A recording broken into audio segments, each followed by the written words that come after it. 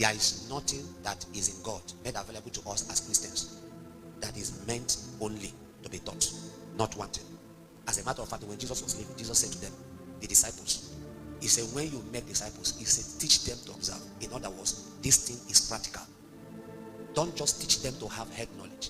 And you should not just have head knowledge. It doesn't work. Christianity of only head knowledge is frustration. That's why, for you to be saved, to go to heaven, you had an experience. It's called new birth. Am I correct? All this while, you knew that there's somebody called Jesus. He died, but he didn't change your life until you had an encounter called salvation. It was an encounter. There is nothing in this faith that is meant to benefit you without an experience. It's just like walking into a restaurant and then you smell food, or you are hungry. It doesn't matter how long you smell that food, you will not be filled by it. Are you hearing what I'm saying? You see, I asked a question just a few minutes ago. I said, how many persons can speak in tongues? Not everybody raise their hands. The meaning is, if I said, how many people know about speaking in tongues? Many people have heard message about it. Am I correct? Many times you've been laid hands on for it. Many times you will hear people speak in tongues.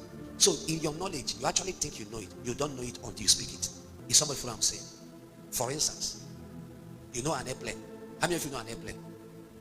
That knowledge of an airplane is book knowledge. You saw it in a magazine, a plane. Okay, how many of you have seen a physical plane before? Not that one that is flying in the sky. You say, or a plane. Go to Rama Bego. How many of you have seen physical airplane before? You see. So you see the number has reduced. How many of you have been inside an airplane before?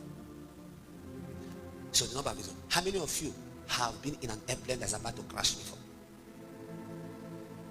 So you see now, when this my sister began to talk about an experience she had while she was flying in an aircraft and it was about to crash, you will think that you know what she's talking about. Actually, you can go out and tell other people, you see, that plane was turning like this and it was turning like that. They say it went with the head and then the tail shifted. You can tell all the stories, but you did not have the experience. Are you following what I'm saying? What God wants for you is not for you to tell stories. That's why, did you notice that when Jesus died and resurrected, it was a powerful thing that happened? Am I correct? If there was anything to be done at that time, it should be go and tell people about it. He has risen. It's a powerful thing. Everybody should be rushing out on the street to say, he has risen. We saw him. What did Jesus say? Jesus said, tarry, wait. That means God is not too excited that you are telling stories. He said, wait until you have an experience.